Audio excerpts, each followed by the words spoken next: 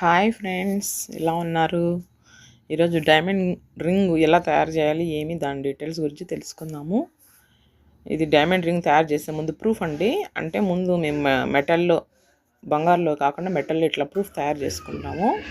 తయారు చేసుకున్నంత ఫైనల్ వచ్చిన తర్వాత ఇట్లా వస్తుంది అన్నమాట డైమండ్ రింగ్. ఆ ప్రూఫ్ని తీసుకొని మనము గణపతిని ఎట్లా మోల్డ్లో తయారు చేసుకునే ముందు బంకమన్ను అంత వేసి ఎట్లా వేస్తాము అట్లా ఇది మన్ను అంత వేసి ఆ ప్రూఫ్ని పెట్టి మోల్డింగ్ తట్టుకుంటాం అనమాట. అది మోల్డింగ్ తట్టుకోవడం అనమాట. అది తట్టుకున్న తర్వాత ఆ ప్రూఫ్ని దాంట్లో పెట్టి ఇది చేసిన తర్వాత అది తీస్తాం.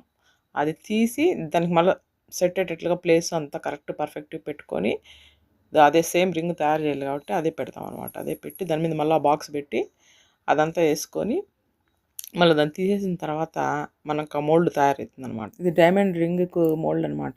డైమండ్ రింగ్ ముందే కస్టమర్ దగ్గర ఎంత వెయిట్లో కావాలో, మీకు ఎన్ని క్యారెట్లు కావాలని తీసుకొని వాళ్ళు ఒక 20,000 15,000లో అంత డైమండ్ కావాలంటే దానికి తగినట్లుగా మేము హోల్ అంత సెట్ చేసుకొని రింగ్ తయారు చేసేకి ఇవంతా ముందు ప్రొసీజర్ అనమాట. ఈ రింగ్ తయారు చేసానికి మోల్డ్ ఇవన్నీ తయారు చేసుకుంటాం అనమాట. 20,000 డైమండ్ కంటే మనం తక్కువన్నా ఒక 6 గ్రామ్స్ అన్నా గోల్డ్ పెట్టాల్సి వస్తుంది అనమాట. మనం గోల్డ్ ఎంత ఎక్కువ పెడితే అంత లుక్ వస్తుంది అనమాట. డైమండ్ 2 గ్రామ్స్ 3 గ్రామ్స్ చేయాలంటే కాదు. తట్టేసిన తర్వాత గోల్డ్ను కరుక్కుంటాం అనమాట.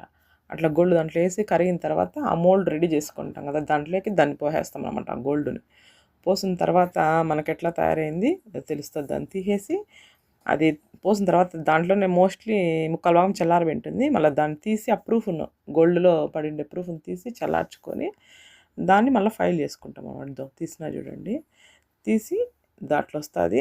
దాన్ని మళ్ళీ ఫైలింగ్ అంతా చేసుకోవాల్సి వస్తుంది అన్నమాట. అలా ఫైల్ చేసుకొని రౌండ్ షేప్ చేసుకున్న తర్వాత హీట్ చేసుకొని రౌండ్ చేసుకుంటారు. రౌండ్ చేసుకున్న తర్వాత వాళ్ళు ఇచ్చిన సైజు ప్రకారం 8 9 ఆ సైజు ప్రకారం రౌండ్ చేసుకుంటారు అనమాట. రింగ్ని అట్లా పొడవుగా ఉంది కదా దాన్ని రౌండ్ చేసుకుంటారు చేతికి ఏలికి వేసుకునే విధంగా. ఇది ఆల్రెడీ ముందు డైమండ్ రింగ్ చేసినాం మనకి కస్టమర్కి. ఇది చాలా అందంగా వచ్చింది. ఇది డైమండ్ రింగే. డైమండ్ రింగు డైమండ్స్ సైజు పెరిగే కొద్దీ దాని వాల్యూ ఉంటాయి. సైజు మరీ స్మాల్గా ఉంటే పెద్ద వర్త్ చేయవన్నమాట. అది ఉంగరం మోడల్ ప్రూఫ్ తయారు చేసుకున్న తర్వాత ఇలా ఫైల్ చేస్తే అది సన్న డస్ట్ లాగా పడుతుంది. సన్న పొడి కనీసం ఫ్యాన్ వేస్తే కూడా వేస్టేజ్ అవుతుంది అనమాట. ఆ బ్రష్కి ఆ ఇన్స్ట్రుమెంట్కి అంత అతుక్కుంటుంది అనమాట. అదే మీకు వేస్టేజ్. డైమండ్ వాటికి మోస్ట్లీ వేస్టేజ్ ఎక్కువ పడుతుంది. ఇట్లా రాళ్ల పనికి వేస్టేజ్ మీకు మోస్ట్లీ ఎక్కువ పడుతుంది, కానీ చూసేకి చాలా అందంగా ఉంటాయి. డైమండ్ లుక్కే వేరుగా ఉంటుంది అనమాట. ఆ డైమండ్ ఎప్పటికీ నిలిచి ఉండిపోతుంది అంటారు కదా, అరగదల తక్కువ అనమాట. డైమండ్ అరగదు. అందుకే డైమండ్కి వేస్టేజ్ ఎక్కువ. ఫైలింగ్ అంటే ఇదే అండి, ఫైలింగ్ చేయడం అంటే. నెమ్మదిగా మీకు వేస్టేజ్ గురించి వీడియో చేస్తానండి. మీకు ఇంకా ఏమైనా డౌట్లు ఉన్నా నాకున్న నాలెడ్జ్లో మీకు వీడియోస్ చేస్తాను.